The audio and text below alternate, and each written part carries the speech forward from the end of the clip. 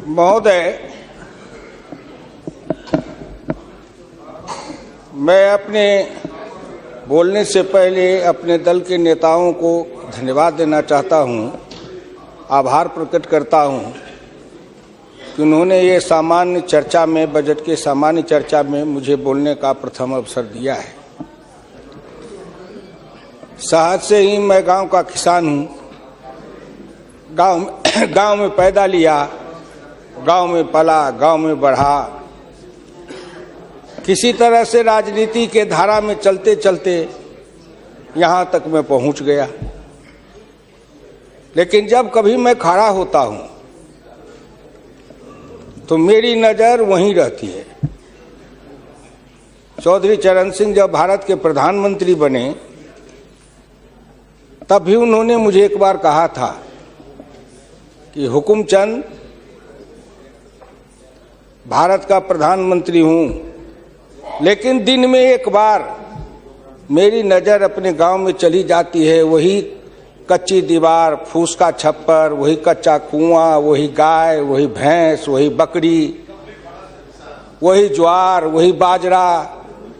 तो जो जहां से पैदा लेके आता है, जिस संस्कार में पलता है, आप तो संस्कृत के भी विद्वान हैं अध्यक्ष जी, मनुष्य सब कुछ भूल जाएगा, लेकिन जिस संस्कार में पला है या बढ़ा है वो कभी भूल नहीं सकता है। तो मैं तो उसी संस्कार में पला हूं, बढ़ा हूं। मैंने गोबर देखा, मैंने बकरी की गिनती की, मैंने भैंस की गिनती की। अब संजोग से लोकसभा में आया हूं तो वो आंकड़े की गिनती करनी पड़ती है। Fiscal deficit, revenue deficit. अब मेरे जैसा आदमी उसमें उलझ जाता है कि बकरी गिनूं कि भैंस गिनूं कि डिफिसिट गिनूं। यहाँ आके डेफिसिट गिनो, वहाँ बाद में गिनो। और हम तो केवल वही खोजते हैं, जैसे युद्ध के बाद, सीता माता के साथ युद्ध जीतने के बाद, लंका विजय के बाद, जब बानर भालू के बीच में मणि की माला वितरित की जा रही थी तो वो सब दाने को तोड़ तोड़ के बंदर देख रहे थे। सब हंस पड़े बड़े लोग कि आखिर बंदर बंदर तो है, ये माले क्यों तोड़ रहा है। पूछा कि तुम इस दाने को क्यों तोड़ रहे हो? तो कहा मैं इस हर दाने में सीताराम की मूर्ति देखना चाहता हूं, और जिस दाने में सीताराम की मूर्ति नहीं हो मेरे लिए निरर्थक है। तो मैं तो बजट के हर पन्ना को पढ़ता हूं तो देखता हूं इसमें किसान कहाँ है, इसमें मजदूर कहाँ है, इसमें गांव कहाँ है, इसमें हमारे गाय भैंस के चारा दाना का कुछ है कि नहीं है, इसमें मेरे गांव की जो गरीब औरतें हैं जो खेत में काम करती हैं, पसीना बहाती हैं, मिट्टी पानी में सड़ती हैं, उनके शरीर से बदबू निकलता है। जीवन में कभी एक बार भी उनको लक्स और कौन रेक्सोना साबुन, कौन ये लिपस्टिक पाउडर, ये छूने का, देखने का अवसर नहीं मिलता है। क्या उसकी दुनिया को इन्होंने देखा था? मैं उन्हीं से पूछना चाहता हूं। अब तो बड़ी बड़ी बात करते हो, आगे दिन पीछे गए, गुरु से किया न है तब पछतावा होत क्या, चिड़िया चुग गई खेत। जिस समय गांव को देखना था, किसान को देखना था, मजदूर को देखना था, गरीब को देखना था, पिछड़ा को देखना था, दलित को देखना था, गांव की सड़कों को देखना था, गलियों को देखना था, कुआं को देखना था, आपने देखा क्या? आप तो देखते रहे कहीं। ये दो हिंदुस्तान, एक हिंदुस्तान में दो हिंदुस्तान आपने बनाया। एक है भारत, एक है India, that is called Hindustan. आपने बनाया ना। मैं आज भी कहता हूं, अगर मेरे गांव के किसी को उठावे, आंख में पट्टी बांध दे, हिंदुस्तान के कहीं भी, उड़ीसा हो, बंगाल हो, कहीं हो, किसान को लावे, गांव में आंख पर पट्टी बांध दे और एक बार इंडिया गेट पर उसकी आंख को खोल दे, उसको लगेगा कि हम स्वर्ग में चले आए, कि बैकुंठ में चले आए, कि इंद्रपुरी चले आए। इतना का अंतर है। मैं 1977 में एमएलए बन के आया, इंडिया गेट के किनारे पैदल टहल रहा था, एक बड़ी गाड़ी में एक बड़ा कुत्ता जा रहा था, वो अपने मुंह को निकाल के जी लपलपाते जा रहा था। मैं गांव का आदमी खड़ा होकर सोचने लगा कुत्ता जरूर कुछ कह रहा है। मैं एमपी था, कभी दिल्ली देखा नहीं था। मेरे अंदर से आवाज आई कि कुत्ता कह रहा है क्या है, तू गांव का किसान, गरीब, मजदूर, पिछड़ा, दलित, तू क्या जन्म लेके करने आया है? तुझसे मैं सौभाग्यशाली हूं। देख, मैं ठंड गर्म गाड़ी में बैठा हूं, केक खाता हूं, ऑमलेट कटलेट खाता हूं, गद्दे पर सोता हूं। तुमने देखा हिंदुस्तान, तुमसे अच्छा मैं हूं। उस दिन मुझे लगा कि इस हिंदुस्तान के बड़े लोगों के कुत्ते भी मुझसे अच्छी जिंदगी जी के रहे हैं, और मुझे उस जिंदगी से भी बदतर जिंदगी जिलाने वाले कोई नहीं है, आप हैं। राज किया है आपने। मैं आंदोलन किया, जेल में गया, जेल में सर आया। आज भी पूर्वा हवा चलती है तो आपके पुलिस की लाठी से जो हड्डी में चोट है वो कहीं ना कहीं दर्द करने लगता है। तब मुझे ऐसा एहसास होता है कि जिस राज में मुझे इतना कष्ट मिला था, अगर मेरा बस चले तो उस राज को सदा सर्वदा के लिए हिंदुस्तान से उखाड़ के गया जी में जाके पिंडदान कर दूं, जो फिर निकलने न पाए। क्या बात करते हैं साहब? आपसे मैं आंकड़े में नहीं जाऊंगा। आप योजना आयोग की बात कर रहे थे। मैं अपने गुरु डॉक्टर लोहिया की बात को आपके सामने मैं दिखाना चाहूंगा। मैं नहीं बोलता, मुझे तो उन्होंने दृष्टि दी थी। इसी लोकसभा में 6 सितंबर 1963 को एक बहस हुई थी, ख्याल रखिएगा, जिस बहस ने पंडित नेहरू को भी हिला दिया था। वो बहस थी 3 आना बनाम 15 आना का। लोहिया ने कहा था, मैंने 27 करोड़ हिंदुस्तान के लिए 3 आने रोज की आमदनी कही, प्रधानमंत्री ने 15 आने रोज की और योजना मंत्री ने 7.5 आने रोज की। अब प्रधानमंत्री और योजना मंत्री आपस में निपट लेंगे कि दोनों में कौन सही है। यही आंकड़े हैं योजना आयोग के। प्रधानमंत्री का 15 आना, योजना आयोग के मंत्री का है 7.5 आना। जिस योजना आयोग को यह भी नहीं पता 15 आना सही कि 7.5 आना सही, प्रधानमंत्री सही कि योजना मंत्री सही, उसी योजना आयोग को सर पर ढोते रहो। जो दर्शन करना चाहिए तो दर्पण माजत रहिए, दर्पण में लगा काई तो दर्श कहां से पाई। क्या बात करते हैं साहब? इस हिंदुस्तान में अगर किसी का, मैं प्रधानमंत्री जी बैठे हैं, मैं भुक्तभोगी हूं, जिस रोग से मैं पीड़ित हूं, कहीं न कहीं उस रोग से आप भी पीड़ित हैं। वीरप्पा मोइली जी, आप भी पिछड़े वर्ग से हैं, मैं भी पिछड़े वर्ग से हूं। का दुख जाने दुखिया की, का दुख जाने दुखिया माए, जाके पैर न फटे बीमारी, सोका जाने पीड़ पड़ाई। आपके मल्लिका अर्जुन जी भी उसी दलित समाज से हैं। आपने सामाजिक पीड़ा को झेला नहीं है, भोगा नहीं है। इस हिंदुस्तान में अगर सबसे बड़ा कारण और सबसे बड़ी चीज अगर रही है सनातन काल से, तो वह हिंदुस्तान की जाति प्रथा। उस जाति प्रथा के कारण क्या क्या नहीं भोगा हमने, और क्या नहीं भोगते हैं। अभी अभी चुनाव हो रहा था, श्री नरेंद्र मोदी जी के लिए कोई कह रहा था, मेरे ऑफिस के आगे चाय की दुकान खुलवा देते हैं, फुटपाथ पर जाओ चाय की दुकान के लिए दुकान दे देते हैं। और कुछ कहने के लिए नहीं मिलता है लोगों को? नहीं मिलता है क्या? क्यों उपहास करते हो? मैं लोकसभा में हूं, अगर कोई कहे शरद यादव गए थे चुनाव लड़ने के लिए अमेठी में, लोकदल से नारा लगा था, शरद यादव वापस जाओ, लाठी लेके भैंस चराओ। कर्पूरी ठाकुर जैसा नाई का बेटा गरीब, जिसके नेतृत्व में बिहार में इतना परिवर्तन किया, वो बिहार का मुख्यमंत्री बना, 27% आरक्षण दिया, हाई स्कूल तक फीस माफ किया, मिडिल स्कूल तक फीस माफ किया, 5 एकड़ से मलगुजारी माफ किया। और कर्पूरी ठाकुर के लिए नारा लगा था, कर्पूरी ठाकुर दिल्ली जाओ, छुड़ा लेके सैलून खोलो। क्या क्या नहीं सहा हूं, क्या क्या नहीं देखा हूं, इसलिए दिल के अंदर वो दर्द और पीड़ा है। क्या फिर कहीं ना कहीं मुझे यह भी लगता है, क्या हिंदुस्तान के पिछड़े और दलित समाज के लोगों ने अपराध किया था कि उसमें जन्म लिया? किसी ने भगवान के यहां दरखास्त दिया था कि मुझको तेली बना दो, मुझको लोहार बना दो, मुझको कुर्मी बना दो, मुझको कहार बना दो, मुझको अहिर बना दो, मुझको कलवार बना दो? कोई दरखास्त देके तो नहीं आया। आज वित्त मंत्री जी को धन्यवाद दूंगा, प्रधानमंत्री को, कि उन्होंने बजट में कुछ ऐसी योजनाएं बनाई है जिससे हिंदुस्तान के जाति प्रथा के बंधन को ढीला करने का अवसर मिलेगा। जब उनकी आर्थिक चेतना बढ़ेगी, आर्थिक विकास होगा कब? जब गांव में पैसा जाएगा तब, गरीब के हाथ में रोजगार जाएगा तब, उनकी आर्थिक उन्नति होगी तब कहीं जाके उनके जीवन में विकास होगा। आपने सोचा कि गांव का विकास कैसे होगा? क्या प्रधानमंत्री ग्रामीण सिंचाई योजना कोई मामूली है?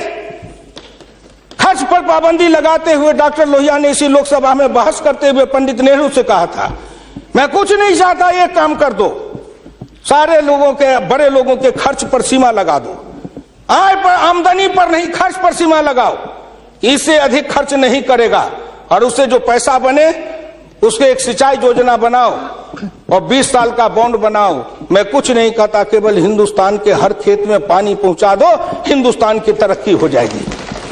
डॉक्टर लोहिया इसी सदन में कहे थे। वो तो अग्रवाल थे, बनिया थे, उनको क्या जरूरी थी इस बात को बोलने का? लेकिन मैं कहता हूं कि हिंदुस्तान के गरीब, निर्धन, निर्बल और पिछड़ों का इस युग में अगर एकमात्र राजनीतिक मसीहा पैदा कोई लिया तो डॉक्टर राम मनोहर लोहिया थे, जिन्होंने जगाया, नेतृत्व को पैदा किया गांव के गली से। इसलिए मैं आपसे विनम्र प्रार्थना करना चाहता हूं कि अगर प्रधानमंत्री ग्रामीण सिंचाई योजना से हर खेत को पानी, हर हाथ को काम, दीनदयाल उपाध्याय जी ने कहा, डॉक्टर लोहिया ने कहा, 1 बीघा खेत और 1 गाय, अपनी खेती अपनी राय। हम तो ये लड़ते आ रहे हैं और आज वो सपना साकार हो रहा है। इसलिए मैं आपसे विनम्र प्रार्थना करना चाहूंगा कि सवाल है दृष्टि का, दिशा का और संकल्प का। आपकी दृष्टि कुछ और थी, अब दृष्टि बदली है। हिंदुस्तान के गांव के गरीब, पिछड़े दलितों ने मिलकर कन्याकुमारी से कश्मीर तक, कामरूप से द्वारका धाम तक, इस आसान मान के साथ आपके शब्दों में, जिनको आप अपने ऑफिस के आगे चाय की दुकान खुलवा रहे थे, वो चाय की बेचने वाला, रेल के फुटपाथ पर पानी पिलाने वाला गरीब निर्धन, जिनकी मां मजदूरनी का काम करती थी, ऐसे के बेटा को भारत के प्रधानमंत्री की कुर्सी पर बैठाया कि नरेंद्र मोदी आएगा, भारत का प्रधानमंत्री बन जाएगा, गांव गरीब किसान मजदूर के भाग्य चमक जाएगा। उन्होंने इसलिए सपना को देखा है। प्लीज वो हो जाएगा क्या? ये 9 महीना में हो जाएगा। आप नेता बोलते थे, मैं सुन रहा था, मुलायम सिंह आदरणीय बोल रहे थे, मेरे साथी हैं, बरसों तक समाजवादी आंदोलन में लड़े, कि 9 महीना में तो बच्चा पैदा हो जाता है। मैंने कहा कितनी वैज्ञानिक बात कर रहे हैं, ये तो वैज्ञानिकता है, प्रकृति का नियम है, 9 महीना में बच्चा पैदा होता है। लेकिन जो बच्चा पैदा होता है, क्या वो बच्चा 9 महीना में फिर बच्चा पैदा कर देगा क्या?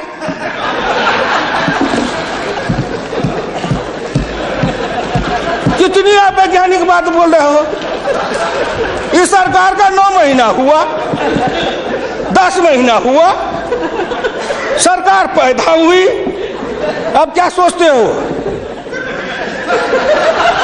आप क्या सोचते हो?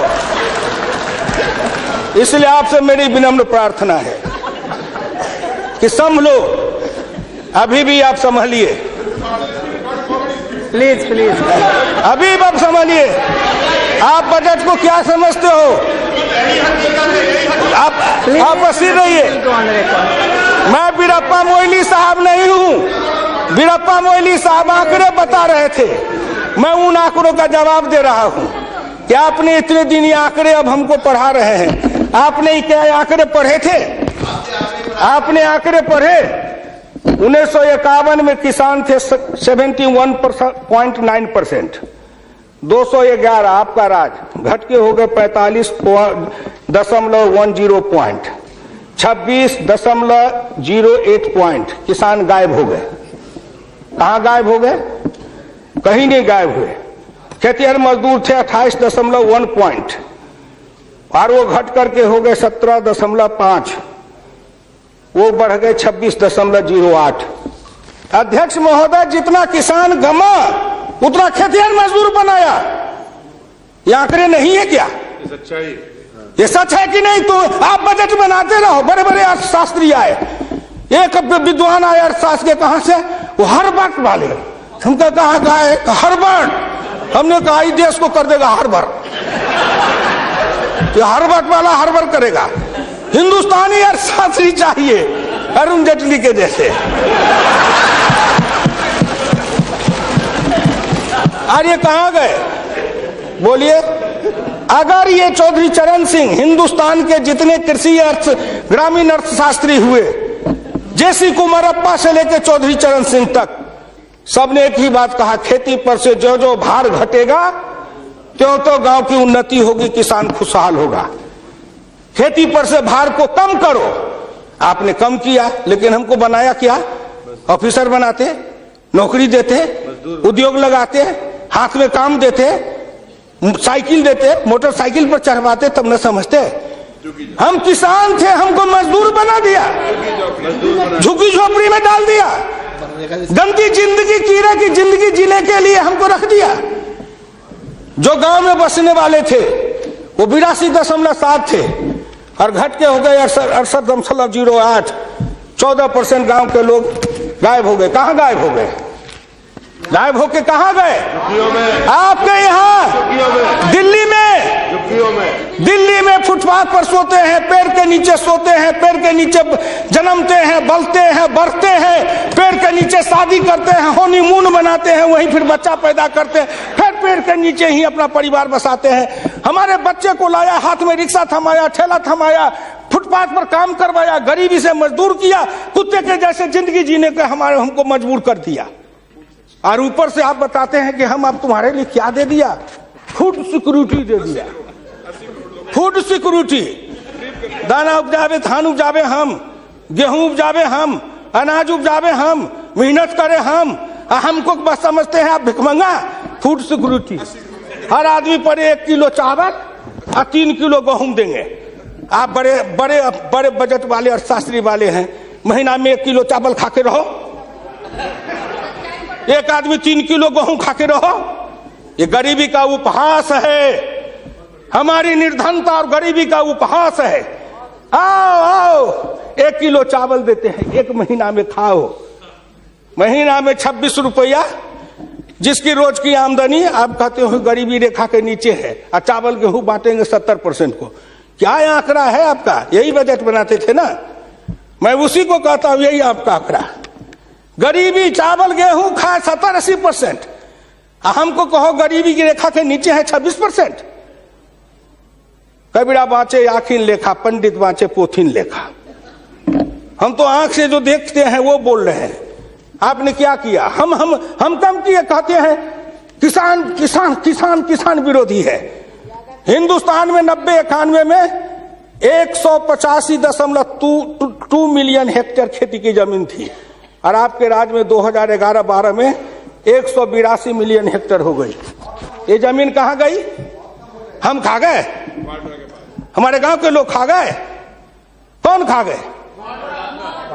जो खाए हो। लेकिन मैं इतना जानता हूं कि आप हमारी जमीन खा गए। और दूसरे तरफ जो गैर कृषि योग्य भूमि थी 90-91 में 21.22 मिलियन हेक्टेयर, 11-12 में हो गए 26.29 हेक्टेयर।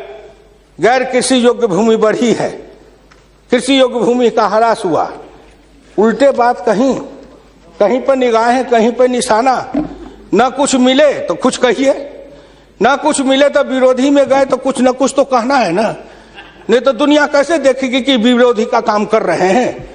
इसलिए आपसे मेरी विनम्र प्रार्थना है, अगर विरोधी का काम भी करना है तो आप अपने नेताओं को कहिए कि कुछ दिन हमारे पास आए, 6 महीना ट्रेनिंग दे देंगे कि हम विरोधी थे तो क्या करते थे। अरे नाटक भी करिए तो किसी डायरेक्टर से सीख तो लीजिए। जो गरीबी का डायरेक्टर है उससे सीखे नहीं, और गरीबी का नाटक खेल रहे हैं। ये गांव में नाटक में हनुमान जी का पाठ करने वाला नहीं आया, उसने सोचा कि आज तो नाटक नहीं होगा। एक बहुत मोटा तगड़ा दुकानदार था, उनको पकड़ लाया, कहा तू नाटक कर, केवल खड़ा रहना।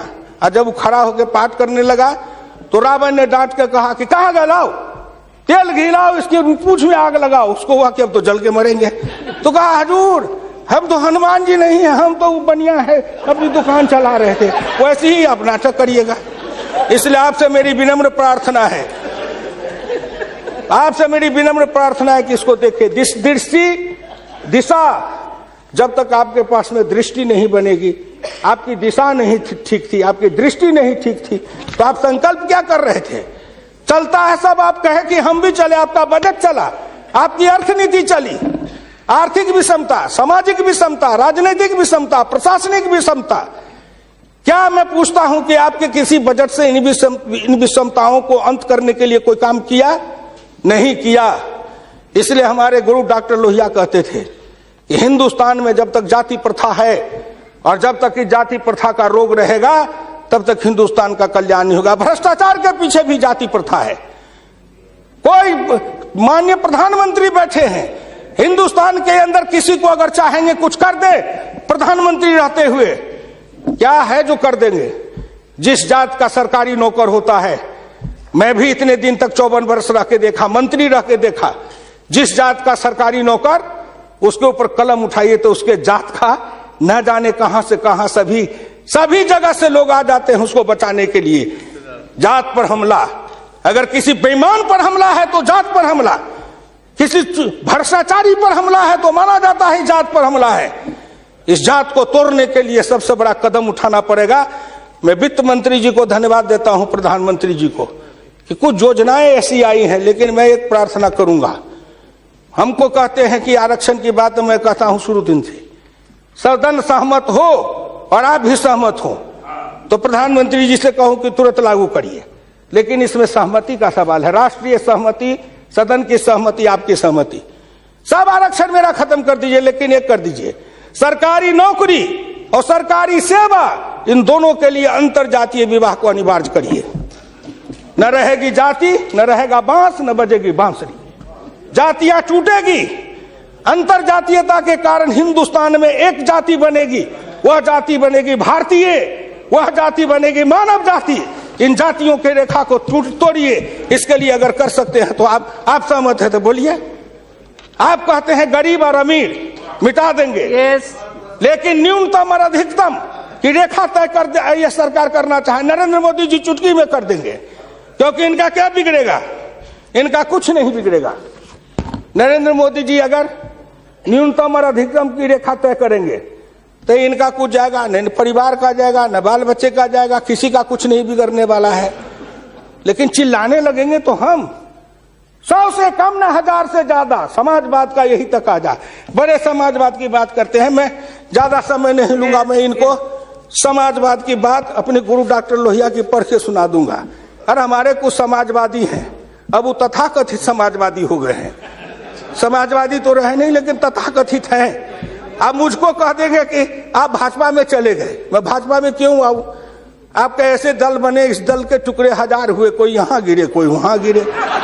मैं कहां दौड़ा फिरता, मैं चला आया भाजपा में। मैं भारतीय जनता पार्टी के नेताओं को धन्यवाद देना चाहता हूं कि हुकुमदेव नारायण 3 बरस से ज्यादा किसी पार्टी को दुरुस्त नहीं रहने देता था। आज 20 बरस से भारतीय जनता पार्टी में अटल अटक खड़ा हूं।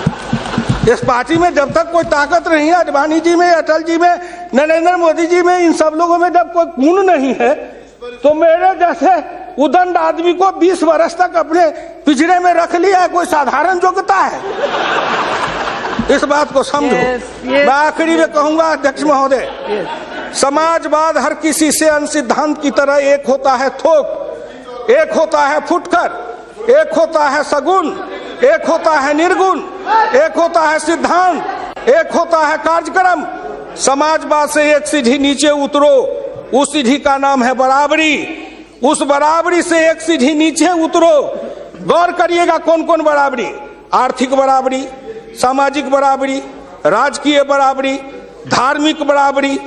उससे एक सीढ़ी और नीचे उतरो, तब उसके बाद आएगी समता, संपूर्ण समता, संभव समता। तब एक सीढ़ी और नीचे उतरो, तब अधिकतम और न्यूनतम की सीमा लगाओ। यह धार्मिक बराबरी की भी बातें भी की गई है। अगर हम धार्मिक बराबरी पर जी समाप्त करेंगे, अगर धार्मिक बराबरी पर मुझे कहा जाए तो मैं कहने लगूं तो कितनी अपनी पीड़ा सुना दूंगा कि धार्मिक बराबरी इस देश में कैसी है।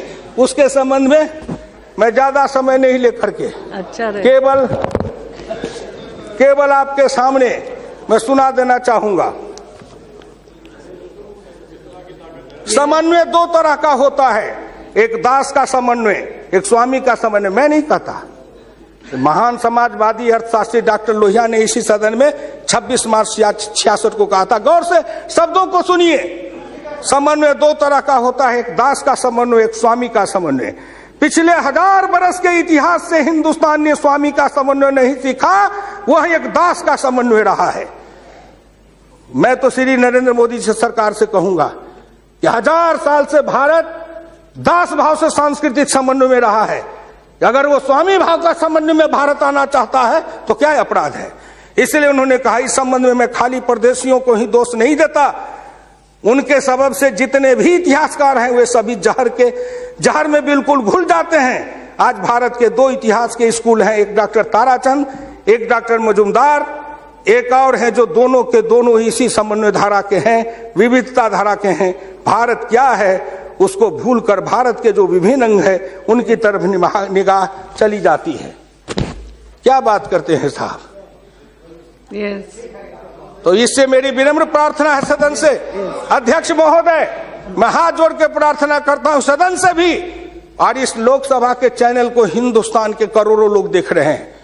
मैं उन गांव के गरीबों, किसानों, मजदूरों से कहता हूं, गांव गरीब, मजदूर, किसान, पिछड़ा, दलित और नौजवान, मिलके देश बनाओ, आओ देश बनाएंगे। और नरेंद्र मोदी के प्रधान रहते हुए एक बार नहीं, अगर हिंदुस्तान में आपने जितने दिन रहा, एक बार में तो थोड़ी सी रेखाएं बनाई जाएगी, दूसरे बार में मिट्टी डालेंगे, तीसरे बार में तब न पिचिंग करेंगे।